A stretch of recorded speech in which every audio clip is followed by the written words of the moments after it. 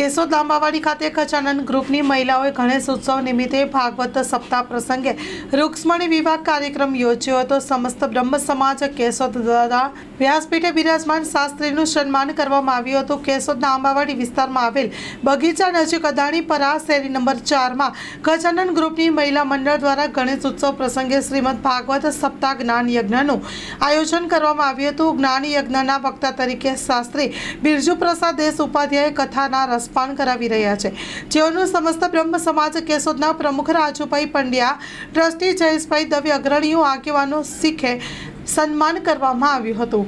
હર હર મહાદેવના નાદ સાથે સન્માન કર્યું હતું। 8મી સપ્ટેમ્બરના રોજ શરૂ થયેલી કથાની પૂર્ણાહુતિ તારીખ 14મી સપ્ટેમ્બરના રોજ થયેલી છે। કથાના પહેલા અને છઠ્ઠા દિવસે રૂક્ષ્મણી વિવાહ કાર્યક્રમ આયોજિત કરવામાં આવતા મોટી સંખ્યામાં ભાવિ ભક્તો ભાઈ બહેનો જોડાયા હતા। વિવાહ પ્રસંગે ભગવાનના સમય વખતે ભાવિકોએ સંગીતના સથવારે રાસ ગરબા લીધા હતા। Story report by Jagdish Yadav, Junagadh.